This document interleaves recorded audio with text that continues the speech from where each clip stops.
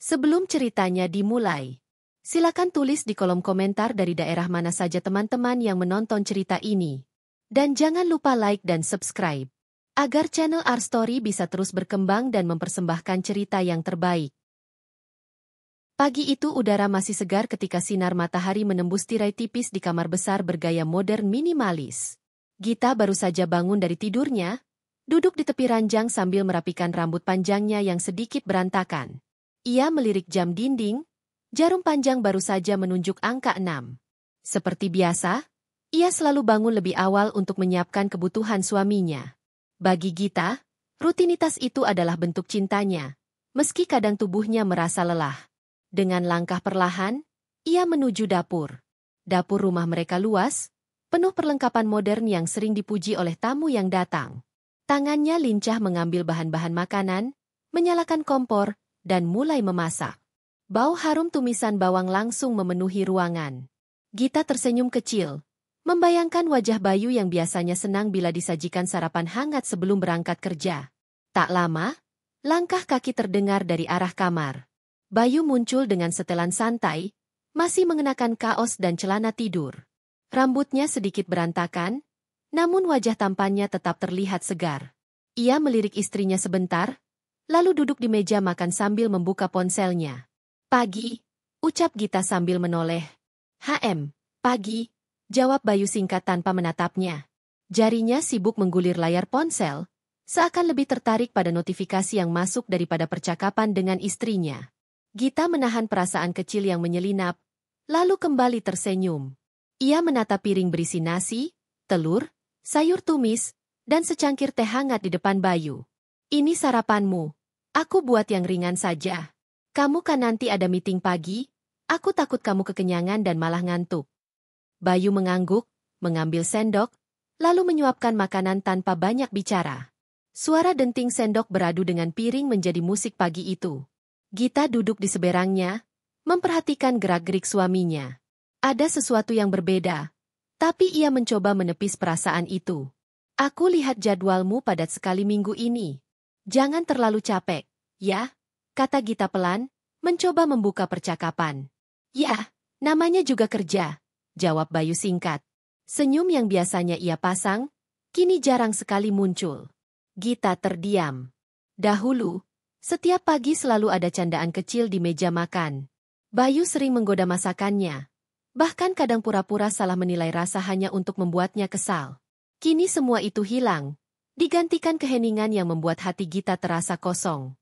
Setelah sarapan, Bayu beranjak ke kamar mandi. Gita membereskan meja, mencuci piring, lalu duduk sebentar di ruang tamu. Ia menatap foto pernikahan mereka yang tergantung di dinding. Potret dirinya dalam gaun putih tersenyum bahagia, berdampingan dengan Bayu yang tampak gagah dalam jas hitam. Senyum itu masih sama, tapi perasaan di baliknya kini terasa jauh berbeda. Beberapa menit kemudian Bayu keluar dari kamar dengan kemeja rapi, jas abu-abu, dan sepatu kulit hitam yang mengilap. Gita mendekat untuk merapikan dasinya. Tangannya berhenti sejenak di dada Bayu, berharap suaminya menatap matanya seperti dulu. Tapi Bayu malah menunduk, sibuk merapikan jam tangan. "Kamu pulang jam berapa nanti?" tanya Gita lirih. "Belum tahu, mungkin malam. Ada urusan tambahan setelah meeting," jawab Bayu datar. "Oh, baiklah.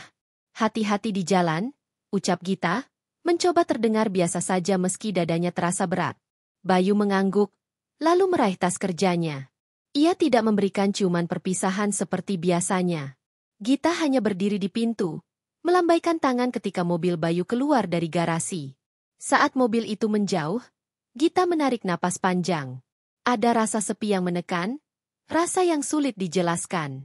Ia tahu sesuatu berubah, tapi ia masih ingin percaya bahwa semua baik-baik saja. Hari itu Gita mengisi waktunya dengan membersihkan rumah, menata bunga di vas, lalu duduk di ruang kerja kecilnya. Ia sebenarnya memiliki bisnis online kecil-kecilan, menjual aksesori handmade dan pakaian. Usahanya cukup laris, tapi ia lebih memilih untuk mengurus rumah tangga. Baginya, kesuksesan suami adalah kebanggaan terbesar. Siang hari, bel rumah berbunyi. Gita berjalan ke depan dan membuka pintu. Ternyata Fani, sahabat lamanya, berdiri di sana dengan senyum ceria. Fanny berambut panjang, penampilannya selalu modis, dengan tas bermerek menggantung di lengannya. Git, aku iseng mampir. Kamu sendirian, kan? Sapa Fanny ramah. Gita tersenyum. Iya, masuklah. Kebetulan aku baru selesai beres-beres. Mereka duduk di ruang tamu. Fanny membuka obrolan ringan tentang gaya hidup, tren terbaru, hingga gosip artis.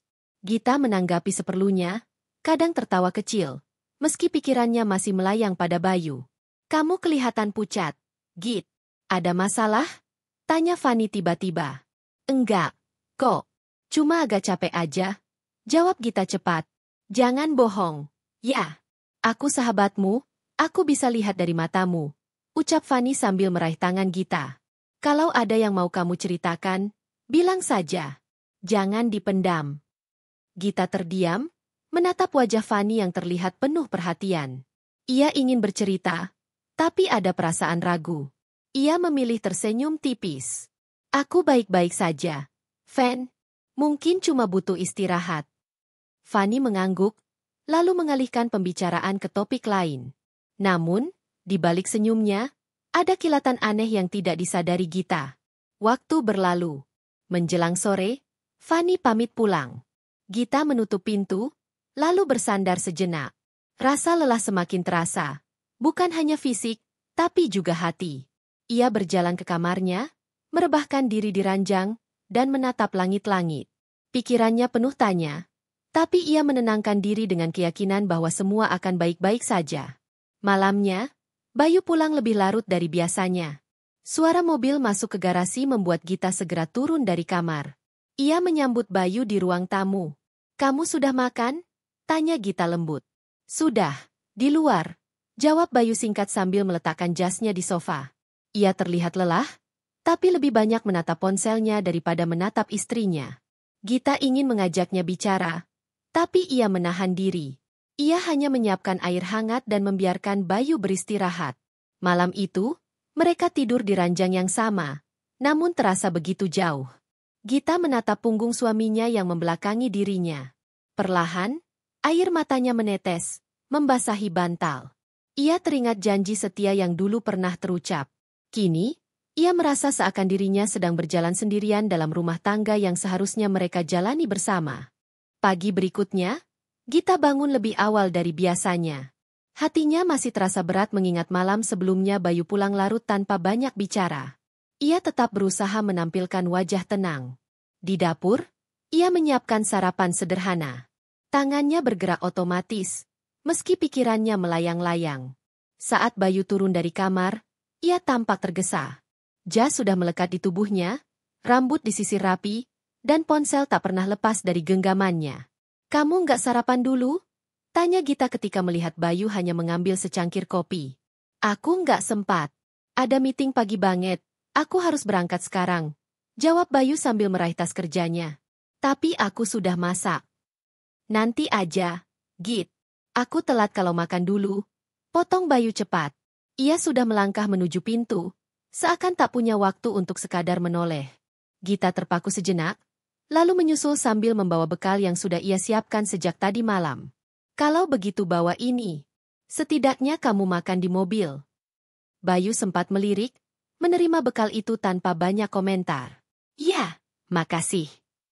Setelah itu, pintu tertutup, meninggalkan Gita dengan keheningan. Ia berdiri di depan pintu beberapa saat, merasakan perasaan kosong yang semakin sering datang belakangan ini. Dahulu, Bayu selalu menemaninya sarapan meski sesibuk apapun. Sekarang, semuanya berubah. Siang harinya, Gita mencoba menyibukkan diri dengan mengurus pesanan dari toko online-nya. Beberapa kotak sudah ia siapkan untuk dikirim. Meski usaha itu cukup menjanjikan, ia lebih sering menganggapnya sebagai kegiatan sampingan. Bayu selalu berkata, kamu nggak perlu capek-capek kerja, aku sudah cukup untuk kita berdua. Kata-kata itu dulu terdengar manis, tapi kini hanya terasa seperti kalimat kosong. Menjelang sore, bel rumah kembali berbunyi. Gita membuka pintu, menemukan Fanny berdiri dengan wajah cerah. Git, aku lewat sini habis belanja, sekalian mampir. Kamu sendirian, kan? Ujar Fanny sambil mengangkat beberapa kantong belanja. Iya, masuk aja. Jawab Gita dengan senyum lemah. Fanny masuk dengan langkah percaya diri. Ia meletakkan tas belanja di meja ruang tamu, lalu duduk nyaman seolah rumah itu miliknya sendiri. Kamu kelihatan pucat, Git. Jangan-jangan kamu jarang keluar rumah? Lihat nih, aku beli baju baru. Harusnya kamu juga belanja, biar nggak stres. Gita tersenyum samar, menatap gaun yang ditunjukkan Fanny. Aku jarang keluar, Fan. Kalau nggak perlu banget, aku lebih suka di rumah. Pantas aja. Git, kamu masih muda. Loh, jangan kebanyakan di rumah, nanti suami bosan. Ucap Fanny sambil terkekeh. Ucapan itu membuat hati Gita sedikit tersentak. Bayu nggak pernah bilang begitu. Jawabnya pelan. Fanny mengangkat alis. Ya, mungkin dia nggak bilang. Tapi laki-laki itu kan, kamu tahu sendiri, suka cari suasana baru. Gita terdiam. Ia tidak suka mendengar kalimat itu, tapi ia memilih menahan diri. Aku percaya sama Bayu, katanya akhirnya. Fanny tersenyum tipis, lalu mengalihkan pembicaraan. Kalau gitu, minggu depan ikut aku ke salon, ya? Sekalian refreshing. Percakapan mereka terus berlanjut. Dari luar, hubungan mereka masih terlihat akrab. Namun, ada sesuatu dalam nada suara Fanny yang mulai terasa aneh bagi Gita. Seakan ada sindiran halus yang ditutupi kepedulian palsu. Malamnya, Bayu pulang lebih larut dari biasanya. Jam dinding sudah menunjuk hampir tengah malam ketika suara mobil terdengar di garasi. Gita yang menunggu di ruang tamu segera berdiri. Kamu belum tidur? Tanya Bayu heran, melepas jasnya. Aku khawatir. Kamu jarang pulang larut begini. Kenapa nggak kasih kabar? Aku sibuk, Git. Banyak kerjaan. Kamu kan tahu, jawab Bayu datar, lalu berjalan menuju kamar tanpa menunggu respon. Gita terdiam. Ia mengikuti Bayu masuk kamar, melihat suaminya langsung rebah di ranjang tanpa peduli padanya. Hatinya terasa hancur, tapi ia tetap diam. Hari-hari berikutnya, kebiasaan itu semakin sering terjadi. Bayu pulang larut malam, kadang dengan alasan rapat, kadang dengan alasan makan malam bersama rekan kerja. Sementara itu, Fanny semakin sering datang ke rumah, seakan-akan tahu kapan Bayu tidak ada. Aku kasihan sama kamu, Git, kata Fanny suatu sore saat mereka duduk di teras. Bayu terlalu sibuk kerja. Kamu jangan cuma menunggu, nanti kamu sendiri yang sakit hati. Bayu kerja demi kita. Aku percaya dia, jawab Gita lagi, meski suaranya terdengar ragu. Fanny tersenyum samar, menepuk tangan Gita. Ya sudah, semoga benar begitu. Gita mencoba menepis kecurigaannya. Ia masih berusaha meyakinkan diri bahwa Bayu tetaplah suaminya yang dulu penuh perhatian. Tapi di lubuk hatinya, ada suara kecil yang terus bertanya, apakah semua ini benar-benar hanya tentang pekerjaan? Hari-hari terus berjalan dengan pola yang semakin membuat Gita merasa asing di rumahnya sendiri. Setiap pagi, ia tetap menyiapkan sarapan, menata meja makan dengan rapi, dan menunggu Bayu duduk bersamanya.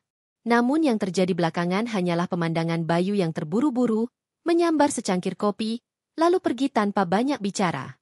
Suara sendok beradu dengan piring yang dulu menjadi rutinitas hangat, kini jarang terdengar. Meja makan yang dahulu dipenuhi obrolan ringan dan tawa kecil, kini sepi seperti ruang kosong. Gita hanya bisa menatap punggung Bayu yang semakin sering menjauh. Sore itu, Gita duduk di ruang tamu sambil memegang sebuah buku yang sudah lama ia beli namun tak sempat ia baca. Matanya menelusuri halaman demi halaman, tapi pikirannya melayang entah kemana. Ketika pintu terbuka, Bayu masuk dengan wajah letih. Jasnya terlipat di lengan, dasinya longgar, dan aroma parfum asing samar tercium dari tubuhnya. Kamu baru pulang? Tanya Gita pelan, mencoba terdengar biasa. Iya, jawab Bayu singkat sambil berjalan ke arah kamar. Kamu sudah makan? Sudah. Sama teman-teman kantor. Jawaban itu menusuk hati Gita. Ia baru saja menyiapkan makan malam dengan penuh semangat, berharap bisa menghabiskan waktu bersama. Namun semua sia-sia. Ia berdiri terpaku di dapur, menatap hidangan yang masih mengepulkan asap. Malam itu, mereka tidur di ranjang yang sama, namun tubuh Bayu membelakangi Gita. Punggung itu semakin sering menjadi tembok dingin yang memisahkan mereka. Gita berbalik menatap langit-langit, air matanya jatuh diam-diam. Ia masih berusaha menghibur dirinya dengan keyakinan bahwa ini hanyalah fase sementara. Hari berikutnya, Gita kembali mendapat kunjungan dari Fanny. Kali ini, Fanny datang dengan dandanan lebih mencolok. Gaun merah yang melekat di tubuhnya tampak mewah. Bibirnya dipoles lipstik berwarna senada. "Wah, kamu dandan banget, Fan," ucap Gita sedikit heran. "Hehe, habis ada janji ketemu klien. Sekalian mampir ke sini," jawab Fanny sambil menaruh tas bermerek di meja. Mereka duduk bersama di ruang tamu. Fanny melirik arah pintu kamar yang tertutup, lalu menatap Gita dengan ekspresi setengah prihatin. "Git, aku nggak enak ngomong. Tapi akhir-akhir ini kamu kelihatan murung banget. Bayu makin sibuk, ya?" "Dia memang banyak kerjaan. Aku percaya sama dia," jawab Gita dengan nada yang lebih mirip membela diri daripada menjawab pertanyaan. "Percaya itu baik. Tapi jangan sampai kamu buta, ya?" ucap Fanny sambil tersenyum tipis. Laki-laki itu kalau sudah sibuk, suka ada kemungkinan lain. Gita menatap sahabatnya itu dengan alis berkerut. Ada sesuatu dalam nada suara Fanny yang membuatnya tidak nyaman. Seakan-akan ada maksud tersembunyi di balik setiap kata. Namun ia memilih untuk tidak memperpanjang. "Aku yakin Bayu nggak begitu," katanya mantap, meski dalam hatinya sendiri, keyakinan itu mulai goyah. Fanny tertawa kecil. "Ya sudah, semoga benar begitu. Aku cuma khawatir kamu terlalu percaya." Obrolan itu berakhir dengan senyum tipis. Namun setelah Fanny pulang, kalimatnya terus terngiang-ngiang di telinga Gita. Malamnya, Bayu pulang lebih larut dari biasanya. Ia masuk rumah sambil sibuk dengan ponselnya, bahkan tidak sempat menatap istrinya. Gita yang menunggunya di ruang tamu mencoba menyapanya. "Kamu kelihatan capek banget. Mau aku buatkan teh hangat?" "Enggak usah. Aku mau langsung tidur," jawab Bayu tanpa melepas pandangan dari layar ponsel. Gita menahan napasnya, lalu berjalan pelan ke dapur. Ia membuka kulkas, menatap makanan yang sudah ia siapkan sejak sore, semuanya masih utuh. Tangannya gemetar ketika menutup kembali pintu kulkas. Keesokan harinya, Bayu tidak lagi menunggu sarapan. Ia hanya berkata singkat, "Aku ada janji pagi ini," lalu pergi. Gita duduk di meja makan sendirian, menatap piring kosong di depannya. Rumah besar itu terasa semakin sunyi. Hari-hari berikutnya, kebiasaan itu berulang. Bayu semakin jarang berada di rumah, semakin sering membawa ponsel ke kamar mandi, dan semakin sering menolak ajakan Gita untuk sekadar berbincang. Sementara itu, Fanny semakin sering hadir dengan alasan menemani. Suatu sore, ketika mereka duduk di teras, Fanny menatap Gita dengan tatapan yang sulit dimengerti. "Git, kalau suatu saat kamu tahu sesuatu yang menyakitkan, apa kamu siap?" Pertanyaan itu membuat Gita terdiam. "Kenapa kamu tanya begitu?" "Enggak, aku cuma kepikiran aja. Kadang hidup itu suka penuh kejutan," jawab Fanny sambil tersenyum samar. Gita hanya menatap sahabatnya itu tanpa mengerti maksud sebenarnya. Namun hatinya bergetar, seakan-akan firasat buruk mulai berbisik. Malam itu, ketika ia kembali menatap punggung Bayu di ranjang, Gita merasa jarak di antara mereka semakin jauh.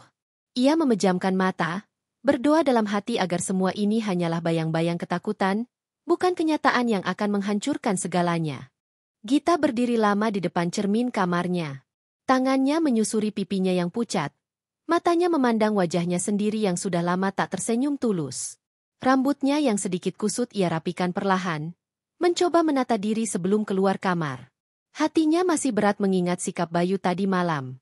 Perkataan kasar itu terngiang-ngiang, menusuk ke dalam relung hati seorang istri yang hanya ingin dihargai. Ia menarik napas panjang, menunduk, lalu berjalan keluar kamar. Di ruang tengah, Bayu sudah duduk di sofa dengan ponsel di tangannya. Pandangannya fokus ke layar, sesekali senyum tipis muncul, bukan kepada istrinya, melainkan pada pesan yang ia baca. "Mas," suara Gita pelan, berusaha terdengar lembut.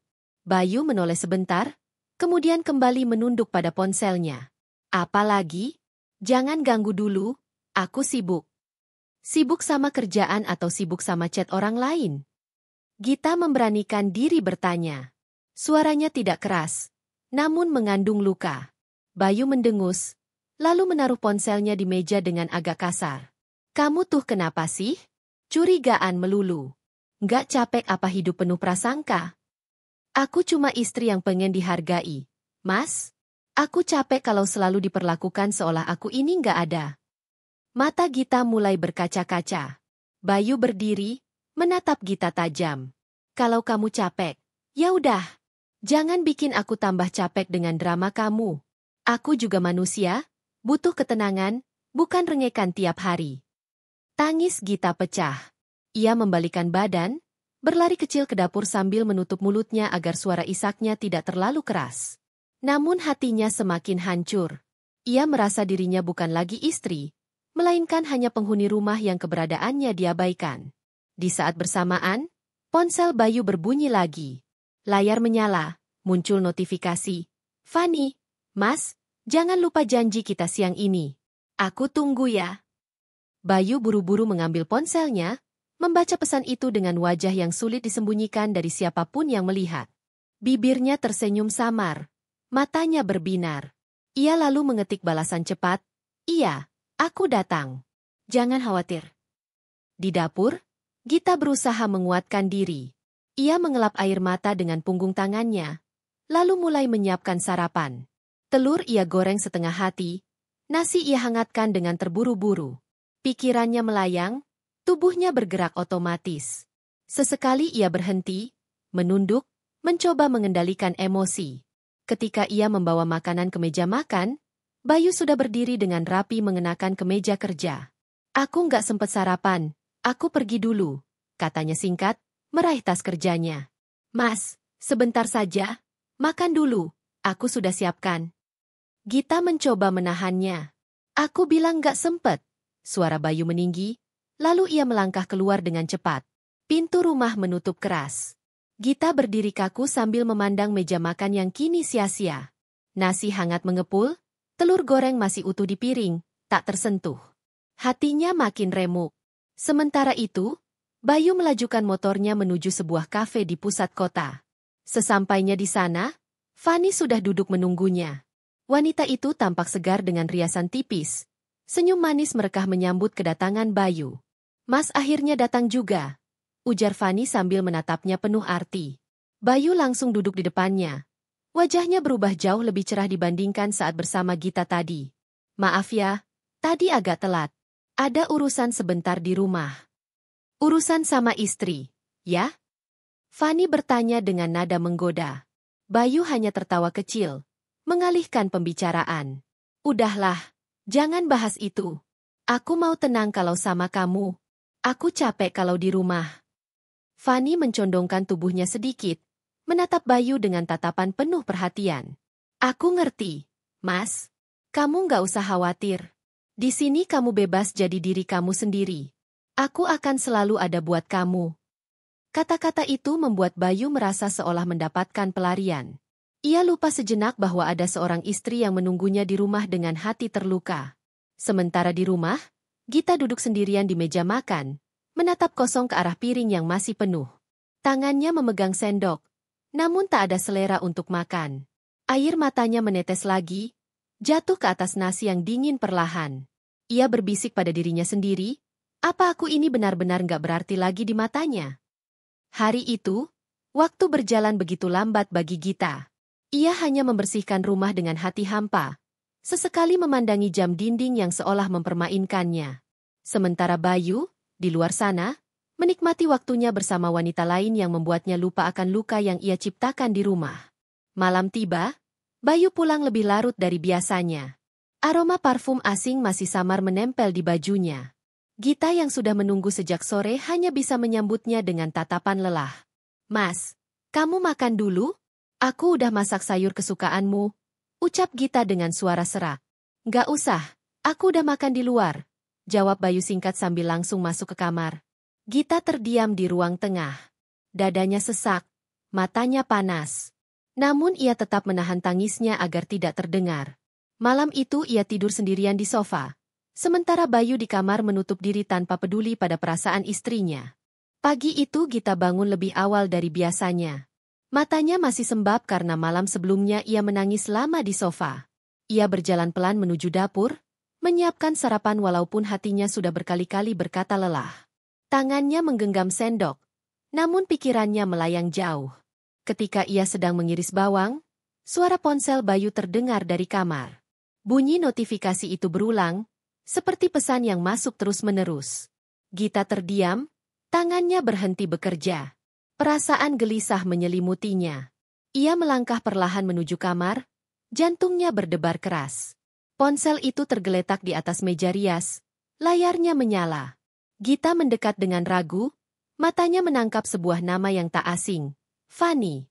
Pesan terakhir yang masuk membuat tubuhnya bergetar. Mas, aku kangen. Siang ini kita ketemu lagi ya. Aku tunggu di tempat biasa. Jangan bikin aku nunggu lama. Gita mematung.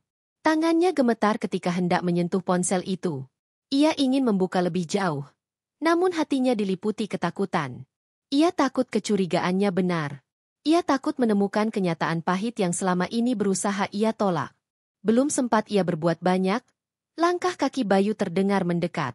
Gita buru-buru menaruh ponsel itu kembali, lalu beranjak ke dapur dengan pura-pura sibuk. Pagi, suara Bayu terdengar datar ketika masuk dapur. Ia duduk di kursi tanpa menatap istrinya. Pagi, Mas. Aku sudah siapkan sarapan. Mau makan sekarang? Tanya Gita, suaranya agak bergetar. Aku buru-buru, ada urusan penting. Jawab Bayu cepat sambil menenggak air putih. Mas, kamu selalu bilang buru-buru. Kamu nggak pernah sempat lagi makan masakanku, ucap Gita lirih. Bayu meletakkan gelas dengan kasar. Aku kerja cari duit buat kamu, Gi. Jadi jangan banyak protes. Kalau kamu nggak suka, ya sudah, makan sendiri aja. Gita terdiam, matanya basah. Ia tidak melawan, hanya menunduk. Dalam hatinya, luka itu semakin dalam. Bayu kemudian beranjak, mengambil ponselnya, dan pergi tanpa pamit. Suara pintu menutup keras kembali menggores hati Gita. Hari itu, Gita mencoba menenangkan diri dengan membersihkan rumah. Namun pikirannya terus kembali ke pesan di ponsel Bayu. Nama Fanny menghantui benaknya. Siapa sebenarnya wanita itu? Kenapa Bayu begitu dekat dengannya? Menjelang siang, tanpa sadar Gita mengambil jaket dan keluar rumah. Kakinya membawanya ke arah pusat kota. Ia tidak tahu tujuan pastinya. Hanya mengikuti dorongan hatinya yang gelisah. Langkahnya terhenti ketika ia melihat dari kejauhan Bayu duduk di sebuah kafe. Di depannya, seorang wanita cantik dengan rambut terurai rapi tersenyum manis. Gita mengenali wajah itu. Ya, itu Fanny, wanita yang pernah ia dengar disebut-sebut oleh tetangga sebagai rekan kerja Bayu. Tubuh Gita kaku. Napasnya sesak. Dari luar kaca kafe, ia melihat Bayu tertawa bersama Fanny, sesuatu yang sudah lama tidak ia dapatkan dari suaminya sendiri. Pandangan itu menusuk jantungnya. Air mata menggenang di pelupuk. Tapi ia menahannya. Ia tidak ingin terlihat. Ia membalikan badan, melangkah cepat menjauh, berusaha mengendalikan dirinya. Di jalanan ramai, Gita menahan tangis sambil berjalan tanpa arah. Hatinya hancur berkeping-keping. Ia merasa pengkhianatan itu bukan lagi sekadar firasat, melainkan kenyataan yang ada di depan mata. Malamnya, Bayu pulang lebih larut dari biasanya. Gita sudah duduk di ruang tengah, menunggunya. Wajahnya terlihat lelah, tapi matanya menyimpan keberanian.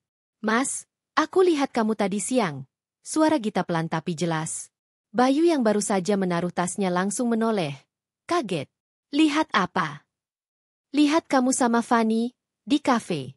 Jawab Gita lirih, namun penuh luka. Bayu terdiam sejenak, lalu tertawa sinis. Kamu ngikutin aku sekarang? Gila kamu ya? Itu urusan kerja, Gi. Jangan sok tahu. Urusan kerja? Aku lihat sendiri kamu ketawa-ketawa sama dia. Mas, sesuatu yang bahkan sudah lama nggak kamu lakukan sama aku. Air mata Gita menetes tanpa bisa ia tahan. Bayu mendengus kesal. Kamu tuh selalu nyari masalah. Nggak ada yang salah sama aku. Kalau kamu nggak bisa terima, itu masalah kamu sendiri. Mas, aku ini istrimu. Aku berhak tahu apa yang sebenarnya terjadi, ucap Gita dengan suara bergetar. Sudahlah, Gi. Jangan bikin aku muak dengan sikap kamu yang cengeng. Aku capek sama kamu, bentak Bayu, lalu masuk ke kamar tanpa menoleh lagi. Pintu kamar dibanting keras. Gita terisak sendirian di ruang tamu. Malam itu ia benar-benar merasa terpuruk, seolah dunia runtuh menimpa dirinya. Namun di balik kesedihannya, tumbuh sebuah tekad perlahan. Ia tidak bisa terus-menerus diperlakukan seperti ini. Ia harus menemukan cara untuk menghadapi kenyataan pahit yang mulai terbuka jelas di depan matanya. Malam itu Gita nyaris tidak bisa tidur. Kata-kata kasar Bayu terus terngiang di telinganya, menusuk seperti duri yang tak bisa dicabut. Ia berbalik berkali-kali di tempat tidur, tapi matanya enggan terpejam. Pandangannya sering tertuju pada sosok Bayu yang tidur pulas di sampingnya, seolah tak terjadi apa-apa. Air mata kembali mengalir, tapi kali ini Gita menahannya dengan menggigit bibir. Aku nggak bisa terus begini. Aku harus tahu kebenarannya. Kalau aku hanya diam, aku akan hancur pelan-pelan. Keesokan paginya, Gita berpura-pura bersikap biasa. Ia tetap menyiapkan sarapan, menata meja makan, dan menyuguhkan segelas kopi hangat di hadapan Bayu. Bayu yang duduk sambil menata ponselnya nyaris tidak menoleh. Mas, siang nanti pulang makan di rumah enggak? Tanya Gita, nada suaranya selembut mungkin. Enggak, aku ada rapat di luar kantor. Jawab Bayu cepat tanpa menatapnya. Oh, begitu. Gita mengangguk pelan, menutupi getaran di dadanya. Dalam hati, ia sudah menyiapkan rencana. Begitu Bayu pergi, Gita langsung bergerak. Ia membersihkan meja makan dengan cepat, lalu masuk ke kamar. Ia menyalakan laptop, membuka beberapa catatan kecil yang dulu pernah ia gunakan untuk mengurus toko online. Jari-jarinya bergetar ketika ia membuka laman sosial media, mencari nama Fanny. Beberapa akun muncul, tapi matanya langsung terpaku pada satu profil dengan wajah yang tak asing. Foto-foto Fanny memenuhi layar. Pakaian modis, pose menawan, senyum penuh percaya diri. Gita menggulir perlahan, matanya menangkap sebuah unggahan foto Fanny di sebuah restoran mahal. Tempat ini, persis kayak kafe yang kemarin aku lihat, gumam Gita pelan. Dadanya berdesir. Ia terus menggulir. Semakin banyak foto yang memperlihatkan Fanny dengan barang-barang mewah, liburan, dan status-status singkat penuh kebahagiaan. Dari mana semua uang itu? Pikir Gita. Apakah dari Bayu? Hari itu Gita tak bisa berkonsentrasi. Setiap menit pikirannya kembali ke foto-foto itu, ke senyum Fanny, dan ke sikap Bayu yang semakin menjauh darinya. Sore menjelang, bel rumah berbunyi. Gita tersentak. Ia buru-buru menyeka wajah, lalu membuka pintu. Sosok yang berdiri di sana membuat jantungnya berdegup lebih cepat. Fanny. Git, kebetulan banget aku lewat sini. Boleh aku mampir? Tanya Fanny dengan senyum manis. Iya, masuk aja. Jawab Gita, menahan gemuruh di hatinya. Fanny masuk dengan langkah percaya diri, menaruh tasnya di sofa. Aduh, aku capek banget. Hari ini sibuk keliling sana-sini. Gita memandangi tamunya dengan tatapan yang berbeda. Ia mencoba tersenyum, padahal di dalam hatinya penuh kecurigaan. Sibuk ya, Fan? Sampai-sampai jarang istirahat. Iya dong, banyak urusan. Lagian kalau diam di rumah terus kan bosen. Fanny menyandarkan tubuhnya santai. Gita menatapnya, mencoba mencari celah dari setiap kata. Aku lihat kamu sering posting di restoran bagus, liburan juga. Hebat ya, Fan. Pasti biayanya besar. Fanny tersenyum lebar, tapi ada sekilas kegugupan di matanya. Ah, itu biasa aja, Git. Temenku yang sering ngajak. Kadang aku dapat undangan, gitu deh. Kamu juga harus coba biar nggak stres. Gita mengangguk, padahal hatinya semakin yakin ada sesuatu yang disembunyikan. Setelah Fanny pulang, Gita duduk termenung. Ia tahu dirinya tidak bisa lagi menutup mata. Malam itu ia mengambil buku catatan kecil, menuliskan setiap detail yang ia lihat dan rasakan. Bayu pulang malam, Bayu sering alasan rapat, Bayu ketemu Fanny di kafe, pesan singkat Fanny di ponsel. Lembar demi lembar ia isi dengan catatan. Tangannya bergetar, tapi tekadnya semakin kuat. Ia tahu suatu saat nanti catatan ini akan menjadi senjatanya. Hari-hari berikutnya, Gita semakin cermat memperhatikan gerak-gerik Bayu. Setiap kali Bayu bilang ada rapat, ia tandai jam dan harinya. Ia juga diam-diam memeriksa struk pembayaran yang sering ia temukan di saku celana Bayu. Restoran, hotel, bahkan toko perhiasan. Setiap bukti kecil itu ia kumpulkan rapi dalam map, disembunyikan di laci terkunci. Semakin hari, map itu semakin tebal, dan hatinya semakin berat. Namun di balik luka dan kekecewaan, ada kekuatan baru yang tumbuh dalam dirinya. Ia mulai belajar menahan emosi, berpura-pura tidak tahu, sambil terus menyusun langkah. Suatu malam, ketika Bayu tertidur pulas, Gita menatap wajah suaminya lama sekali. Ada cinta yang dulu begitu besar, kini bercampur dengan benci yang kian membara. Mas, kamu pikir aku bodoh? Kamu pikir aku nggak tahu? Tapi suatu saat nanti, semua ini akan aku balas. Bisiknya lirih, sebelum memalingkan wajah dan menangis dalam diam. Hari itu hujan turun sejak pagi, membuat suasana rumah terasa lebih dingin dan sepi. Gita duduk di meja makan dengan secangkir teh yang sudah hampir dingin. Matanya memandangi pintu yang baru saja ditutup Bayu. Seperti biasa, suaminya pergi terburu-buru dengan alasan rapat di luar kota. Gita menunduk, tangannya meremas ujung selendang. Selalu rapat, selalu sibuk, selalu ada alasan. Perasaan itu membuat dadanya sesak. Ia bangkit, masuk ke kamar, lalu membuka laci tempat ia menyimpan map berisi bukti-bukti yang sudah dikumpulkan. Ia keluarkan satu persatu. Struk restoran, nota pembelian perhiasan, bahkan tiket hotel dengan nama Bayu yang tercetak jelas. Tangannya berhenti pada sebuah amplop yang baru saja ia temukan kemarin di dalam saku jas Bayu. Amplop itu berisi slip transfer bank. Jumlahnya tidak kecil, puluhan juta rupiah. Tujuan transfer tertulis ke sebuah rekening atas nama Fani Astari. Tubuh Gita bergetar hebat. Matanya memanas. Jadi benar, semua barang mewah, semua liburan, semua gaya hidupnya, dari uang Mas Bayu. Bisiknya lirih, penuh rasa sakit. Ia menutup wajah dengan kedua tangan, terisak di kamar yang sepi. Air matanya jatuh deras. Namun kali ini ada api kecil yang menyala di balik tangisnya. Api amarah yang perlahan tumbuh. Siang harinya, Gita mencoba menenangkan diri dengan beres-beres rumah. Saat sedang melipat pakaian, ponsel Bayu yang tertinggal di meja tiba-tiba bergetar. Layar menyala, menampilkan nama yang sudah sangat ia kenal, Fani. Pesan itu muncul jelas di depan matanya. Mas, jangan lupa malam ini kita berangkat. Aku udah siapin semua. Aku seneng banget bisa jalan jauh sama Mas.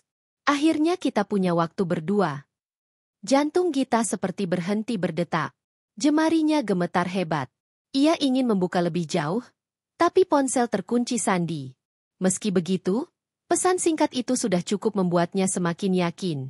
Malam itu, Bayu pulang dengan wajah letih tapi tersenyum samar.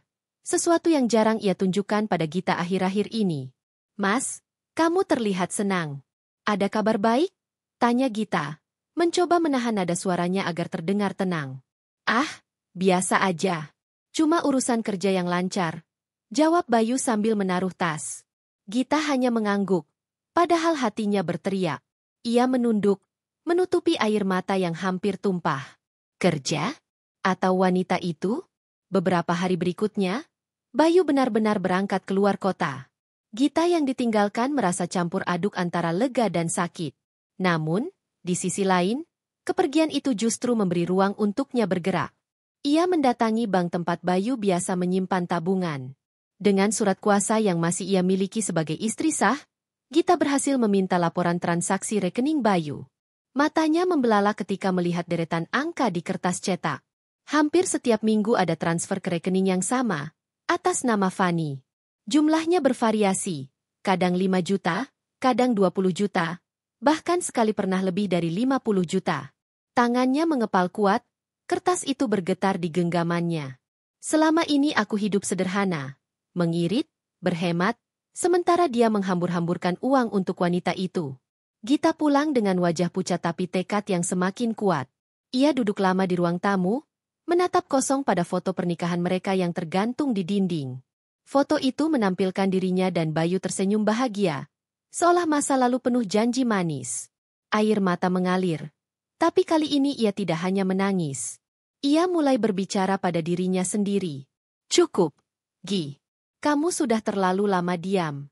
Kamu bukan boneka yang bisa dipermainkan. Kamu istri sah, kamu yang berhak atas semua ini.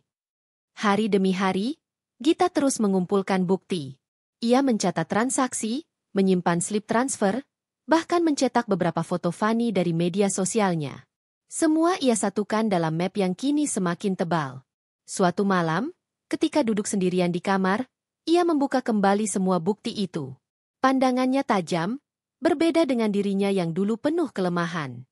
Mas Bayu, kamu pikir aku nggak tahu? Kamu pikir aku akan terus menangis? Aku akan buktikan kalau aku bisa berdiri. Dan saat waktunya tiba, kamu akan menyesal. Kata-kata itu ia ucapkan dengan lirih, namun penuh keyakinan. Di luar, hujan masih turun deras, seolah langit pun ikut menangisi luka di hatinya. Tapi di balik derasnya hujan itu, ada kilat yang sesekali menyambar, seperti pertanda bahwa badai besar sebentar lagi akan benar-benar datang. Pagi itu Gita duduk di ruang tamu dengan wajah letih. Semalam ia kembali menangis lama setelah melihat bukti transfer-transfer Bayu pada Fanny. Tapi pagi ini ada sesuatu yang berbeda. Air matanya kering lebih cepat, berganti dengan tatapan tajam penuh tekad. Ia menatap ponselnya lama sekali sebelum akhirnya membuka daftar kontak. Tangannya berhenti pada satu nama, Rama, pengacara. Nama itu ia dapatkan dari temannya yang pernah mengalami perceraian.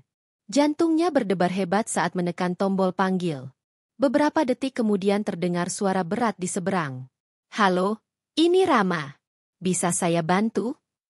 Gita menarik napas panjang, lalu menjawab dengan suara bergetar. Pak Rama, nama saya Gita. Saya butuh bantuan Bapak. Ini tentang rumah tangga saya. Suami saya berselingkuh, dan saya ingin tahu bagaimana caranya kalau saya harus bercerai. Suasana hening sesaat di seberang, sebelum Rama menjawab tenang. Baik, Bu Gita. Kita bisa bicara lebih detail. Apakah Ibu bisa bertemu saya di kantor sore ini? Gita mengangguk meski tidak terlihat. Iya, saya bisa. Setelah menutup telepon, tubuhnya gemetar hebat. Ia menutup wajah dengan kedua telapak tangan. Aku benar-benar melangkah ke sini. Tidak ada jalan kembali. Siang itu ia mendatangi kantor pengacara. Ruangan sederhana tapi rapi menyambutnya. Rama, pria paruh baya dengan wajah teduh, menyilakan Gita duduk. Tenang saja, Bu. Ceritakan perlahan, ujar Rama. Gita menghela napas panjang, lalu mulai menceritakan semuanya. Dari pesan singkat yang ia lihat, pertemuan di kafe, hingga bukti transfer ke rekening Fanny. Air matanya sesekali jatuh, tapi ia berusaha tegar. Rama mendengarkan dengan seksama, sesekali mencatat. Setelah Gita selesai, ia mengangguk. Ibu sudah punya bukti yang cukup kuat. Foto, bukti transaksi, slip transfer, semua ini bisa menjadi dasar. Kalau ibu ingin mengajukan perceraian, peluang ibu besar untuk menang. Gita menunduk, jemarinya meremas tas di pangkuan. Saya tidak hanya ingin bercerai, Pak. Saya ingin dia merasakan akibat dari semua yang dia lakukan. Saya tidak mau dia menikmati semua yang kami punya bersama wanita itu. Saya ingin tarik semua aset. Saya ingin dia tidak punya apa-apa. Rama menatapnya serius. Itu mungkin dilakukan, Bu. Ibu bisa mengajukan gugatan harta gono gini, sekaligus pembekuan rekening. Dengan status ibu sebagai istri sah, ibu punya hak untuk itu. Kata-kata itu membuat dada Gita berdesir. Ia merasa sedikit lebih kuat. Jadi saya bisa memblokir rekeningnya? Iya, bisa. Asal ada prosedurnya. Kita harus siapkan dokumen, dan saya bisa bantu urus. Jawab Rama mantap. Sepanjang pertemuan itu, Gita mencatat banyak hal. Ia merasa seperti sedang membangun benteng baru untuk melindungi dirinya. Malamnya, saat pulang ke rumah, Gita duduk di meja makan sambil menatap kosong. Bayu belum pulang, dan ia tahu pasti sedang bersama Fanny. Tapi kali ini ia tidak lagi menangis. Ia malah tersenyum tipis. Silakan nikmati waktumu, Mas. Karena sebentar lagi semua ini akan hilang dari tanganmu. Hari-hari berikutnya, Gita mulai sibuk mengurus dokumen. Ia mendatangi bank, memastikan status rekening, menandatangani beberapa formulir. Ia juga mulai menyusun daftar aset, rumah, mobil, tabungan, bahkan saham kecil yang mereka punya bersama. Di setiap langkahnya, Gita merasa beban di pundaknya sedikit terangkat. Ia memang masih terluka, tapi luka itu perlahan berubah jadi kekuatan. Suatu sore, ketika ia pulang membawa berkas dari bank, Bayu baru saja tiba di rumah. Wajahnya terlihat lelah, tapi ada jejak senyum yang tidak bisa disembunyikan. "Kamu dari mana?" tanya Bayu singkat. "Dari luar," jawab Gita datar. Bayu mendengus. Dasar wanita, bisanya belanja terus. Ia tertawa kecil, lalu masuk ke kamar tanpa peduli.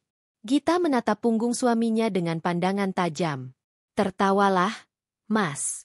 Tertawa sepuasmu. Karena sebentar lagi, semua itu akan sirna." Malam itu Gita duduk di depan laptop, menatap layar kosong sebelum akhirnya mulai mengetik.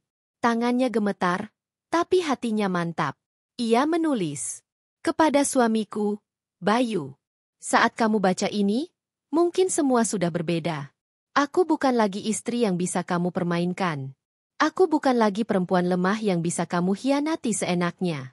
Surat ini adalah awal dari kebebasanku, dan akhir dari semua kebohonganmu." Air matanya jatuh, tapi senyumnya tipis. Untuk pertama kalinya dalam waktu lama, ia merasa memiliki kendali atas hidupnya sendiri. Hari itu langit mendung, seolah menyimpan segala rahasia dan luka yang masih menumpuk di hati Gita. Hujan rintik mulai turun, membasahi jalanan kompleks perumahan tempat ia tinggal. Gita duduk di ruang tamu rumahnya yang kini terasa sepi, hanya ditemani suara tetesan hujan di luar jendela. Di meja di depannya, segelas teh hangat sudah dingin tak tersentuh. Pandangannya kosong, pikirannya melayang kemana-mana, memutar kembali semua kejadian beberapa bulan terakhir. Mulai dari perselingkuhan Bayu dengan Fani, surat cerai yang ia kirim lewat kurir, hingga langkahnya menarik semua aset dan memblokir rekening Bayu. Namun, meski Gita sudah berusaha keras menutup lembaran masa lalu, hatinya belum sepenuhnya tenang. Ia masih merasa ada yang belum tuntas. Ada dendam yang belum sepenuhnya terbalaskan. Bukan hanya untuk dirinya, tapi juga untuk harga diri dan masa depan yang sudah dicabik-cabik oleh pengkhianatan Bayu dan Fani. Sore itu, telepon genggam Gita bergetar. Sebuah pesan WhatsApp masuk dari nomor tak dikenal. Dengan malas, Gita membuka pesan itu. "Bu Gita, ini saya Rina, teman lama. Saya lihat Bayu sekarang benar-benar susah. Dia sering terlihat tidur di emperan toko dengan Fani. Pakaian mereka lusuh. Bahkan kadang makan pun dari belas kasihan orang. Saya tahu ibu mungkin sudah tidak peduli, tapi saya pikir ibu harus tahu." Gita menghela napas panjang. Ia terdiam sejenak, membiarkan isi pesan itu mengendap di benaknya. Bayu dan Fani benar-benar jatuh miskin. Benar-benar kehilangan segalanya. Apa yang dulu Gita rencanakan kini menjadi kenyataan. Namun, anehnya, bukannya puas, Gita malah merasa ada sesuatu yang mengganjal. Ia memutuskan untuk mengecek langsung. Malam itu, dengan mantel panjang berwarna hitam, Gita menyetir mobilnya menuju pusat kota. Hujan masih turun, jalanan licin dan basah. Setelah hampir 1 jam berkeliling, ia akhirnya menemukan pemandangan yang membuat hatinya campur aduk. Di trotoar yang gelap, di depan toko kelontong yang sudah tutup, Bayu duduk meringkuk. Pakaian yang dulu rapi dan wangi kini kumal. Wajahnya tirus, matanya sayu. Di sampingnya, Fani terbaring dengan tubuh menggigil, hanya beralaskan kardus. Payung kecil yang sudah bolong dipakai menutupi kepala mereka dari hujan. Gita berdiri agak jauh, menyaksikan mereka dari balik kaca mobil. Perasaan yang sulit dijelaskan memenuhi dadanya. Ada rasa puas, tapi juga ada rasa iba yang menusuk. Dulu, Bayu adalah lelaki yang begitu percaya diri, yang selalu memandang Gita dengan tatapan merendahkan, seolah ia tak cukup pantas untuknya. Kini, lelaki itu bahkan tak punya tempat tinggal, tak punya kebanggaan, dan tak punya masa depan.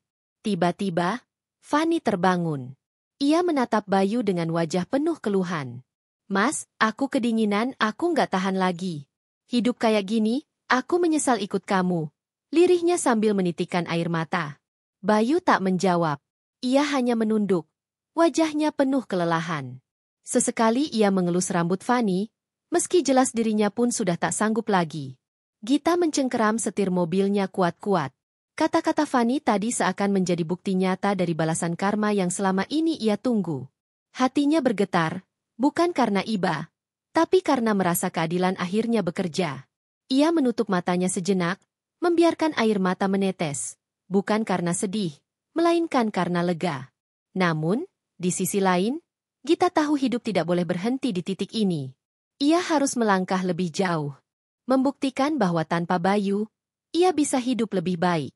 Bahwa ia tidak lagi menjadi perempuan yang selalu dipandang rendah. Keesokan harinya, Gita mulai sibuk dengan proyek barunya. Ia membuka butik kecil yang menjual busana muslimah modern, sesuatu yang sudah lama menjadi impiannya. Dengan tabungan dan aset yang ia miliki, butik itu segera berkembang. Pelanggan berdatangan, terutama para wanita muda yang mengagumi gaya simpel tapi elegan rancangan Gita. Di balik layar, Gita sering mendapat pesan dari Bayu.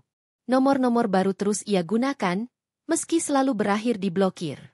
Pesannya penuh permintaan maaf, penyesalan, dan harapan agar Gita memberinya kesempatan. Gita, aku salah. Aku sudah hancur. Tolong jangan biarkan aku begini. Sekali saja, beri aku kesempatan. Tapi Gita tidak pernah membalas. Ia hanya membaca, lalu menghapus pesan itu. Dalam hatinya, ia tahu Bayu sedang dipermalukan oleh nasibnya sendiri. Dan baginya, itu adalah hukuman yang paling pantas. Suatu siang, saat Gita sibuk mengurus butik, seorang pelanggan baru datang. Wanita paruh baya, berpenampilan sederhana namun berwibawa. Ia tersenyum ramah pada Gita. Anak muda, aku suka sekali dengan desainmu. Kamu punya bakat besar. Teruslah kembangkan, jangan berhenti hanya karena masa lalu. Orang yang kuat adalah yang bisa bangkit dari luka, bukan yang terjebak di dalamnya. Ucapnya. Ucapan itu seperti menyentuh hati Gita. Ia merasa seolah alam semesta sedang meneguhkan langkahnya. Bahwa ia harus terus maju, bukan lagi memikirkan siapa yang sudah mengkhianatinya.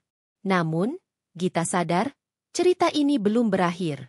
Bayu dan Fani masih ada, dan luka yang mereka torehkan belum sepenuhnya hilang. Gita masih menyimpan sesuatu, rencana terakhir yang bisa membuat mereka menyesal lebih dalam lagi. Malamnya, saat hujan kembali turun, Gita menatap keluar jendela kamarnya. Pikirannya penuh dengan berbagai kemungkinan. Ia tahu, saat yang tepat akan datang. Saat di mana ia bisa menutup cerita ini dengan cara yang benar-benar memuaskan hatinya. Dan entah mengapa, semakin hari, ia merasa langkah itu semakin dekat. Pagi itu matahari bersinar terang, kontras dengan perasaan yang sedang bergejolak di hati Gita. Sudah berbulan-bulan sejak ia terakhir kali melihat Bayu dan Fani meringkuk di trotoar, basah kuyup diterpa hujan. Pemandangan itu masih jelas terpatri di benaknya. Kadang terlintas rasa iba, tapi lebih sering yang muncul adalah kepuasan karena keadilan sudah berjalan. Gita berdiri di depan kaca besar butiknya. Butik yang dulu hanya ia rintis dari satu ruangan kecil kini sudah berkembang menjadi 2 lantai, dengan pelanggan tetap dari berbagai kota. Karyawannya bertambah, dan pesanan daring tak pernah sepi. Ia bahkan sudah diundang menjadi pembicara di acara wirausaha perempuan. Hidupnya yang dulu selalu di bawah bayang-bayang Bayu, kini benar-benar berbeda. Ia tidak hanya mandiri, tapi juga dihormati. Namun, ada satu hal yang masih menggantung. Ia tahu Bayu dan Fani belum benar-benar berhenti mengganggu. Sesekali Bayu masih mencoba menghubunginya dengan nomor baru. Ada juga kabar yang beredar dari kenalan lama, bahwa Bayu sering menjelek-jelekan Gita kepada orang lain, menuduhnya sebagai istri durhaka yang tega menelantarkan suaminya. Padahal semua orang tahu siapa yang lebih dulu berkhianat. Hari itu, saat Gita duduk di ruang kerjanya, seorang kurir datang. Membawa sebuah amplop coklat lusuh dengan tulisan tangan yang ia kenali betul. Tulisan Bayu. Jantung Gita berdegup lebih cepat. Tangan mungilnya sempat ragu untuk membuka, tapi akhirnya ia robek perlahan. Isinya hanya selembar kertas. Tulisan berantakan, penuh goresan tinta yang tampak terburu-buru. Gita, aku sudah kalah. Aku sudah hancur. Fani meninggalkanku. Dia tidak tahan hidup miskin. Aku hanya ingin bertemu sekali saja, menatapmu, meminta maaf. Jika kau tetap tidak mau, aku rela. Tapi tolong, sekali saja. Aku menunggumu di taman kota, malam ini. Gita terdiam lama. Ada gejolak dalam dadanya. Antara ingin mengabaikan, atau menyelesaikan segalanya sekali untuk selamanya. Setelah menarik napas panjang, ia memutuskan datang. Bukan untuk memberi maaf, tapi untuk menegaskan pada dirinya sendiri bahwa ia benar-benar sudah selesai dengan Bayu. Malam itu, taman kota tidak terlalu ramai. Lampu-lampu jalan berpendar redup. Sebagian bangku basah karena hujan sore tadi. Gita datang dengan pakaian sederhana, gamis hitam dan jilbab abu-abu. Ia duduk di salah satu bangku, menunggu. Tak lama kemudian, Bayu muncul. Tubuhnya jauh berbeda dari dulu. Kurus, wajahnya kusam, rambutnya berantakan. Pakaian yang dikenakannya lusuh, jelas hasil sumbangan orang. Ia berjalan tertatih, lalu duduk di bangku seberang, menatap Gita dengan mata berkaca-kaca. Gita? Suaranya parau, nyaris berbisik. Aku benar-benar minta maaf. Aku bodoh. Aku kehilangan segalanya. Fanny meninggalkanku begitu saja setelah semua harta habis. Aku cuma ingin kau tahu. Aku menyesal. Gita menatapnya tenang, tanpa senyum. Bayu, aku sudah tidak marah. Tapi itu bukan berarti aku memaafkanmu. Aku hanya sudah selesai. Kamu memilih jalanmu sendiri, dan sekarang kamu menanggung akibatnya. Jangan lagi mencoba masuk ke hidupku. Hidupku sudah cukup damai tanpa kamu. Bayu terisak. Ia menunduk, tangannya gemetar. Aku tidak tahu harus kemana. Aku benar-benar jatuh. Gita, aku tidak punya siapa-siapa lagi. Bukan salahku, potong Gita dingin. Kamu yang menghancurkan semuanya dengan tanganmu sendiri. Jangan berharap aku yang akan membangunkanmu lagi. Aku sudah cukup menderita dulu karena kamu. Sekarang, biarkan aku hidup dengan tenang. Bayu terdiam. Air matanya jatuh. Tapi Gita tak bergeming. Perempuan itu berdiri, merapikan jilbabnya, lalu menatap Bayu untuk terakhir kali. Selamat tinggal, Bayu. Tanpa menoleh lagi, Gita melangkah pergi. Bayu hanya bisa menatap punggungnya menjauh. Semakin lama semakin hilang di telan cahaya lampu taman. Di dadanya, sesal semakin menyesakan. Di sisi lain, Gita berjalan dengan langkah mantap. Ada rasa lega luar biasa mengalir dalam hatinya. Pertemuan itu seperti menutup lembaran terakhir dari kisah panjang penuh luka. Ia tahu Bayu akan tetap terpuruk dengan hidupnya. Tapi itu bukan lagi urusannya. Ia sudah cukup membalas dengan cara paling halus. Menarik diri, mengambil kendali, dan membiarkan karma bekerja. Sesampainya di rumah, Gita membuka laptop dan menatap rencana bisnis barunya. Ia akan memperluas butik ke kota lain. Hidupnya kini benar-benar miliknya sendiri. Tanpa belenggu, tanpa pengkhianatan. Malam itu, untuk pertama kalinya setelah sekian lama, Gita bisa tidur nyenyak. Dan esok paginya, ia bangun dengan senyum tulus yang sudah lama hilang dari wajahnya. Beberapa bulan setelah pertemuan terakhir di taman kota itu, kehidupan Gita benar-benar berubah. Butiknya berkembang pesat, membuka cabang baru di kota besar, dan namanya mulai dikenal sebagai salah satu desainer muda berbakat. Ia sering diundang ke seminar, televisi lokal, bahkan menjadi panutan banyak perempuan yang pernah tersakiti namun berhasil bangkit. Di balik kesibukan barunya, Gita semakin menyadari sesuatu.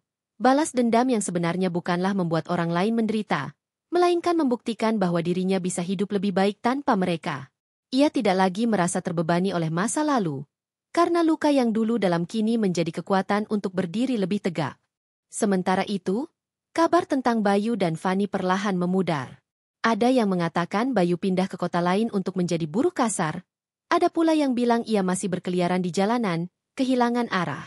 Fanny, menurut gosip, menikah dengan pria lain yang lebih mapan, meninggalkan Bayu begitu saja.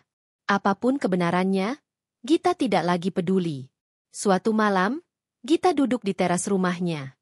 Angin sepoi membawa aroma bunga melati dari taman kecil di depan rumah. Ia menatap langit penuh bintang, merasa damai. Dalam hati ia berbisik, "Terima kasih, Tuhan. Karena luka, aku belajar. Karena pengkhianatan, aku menemukan diriku sendiri.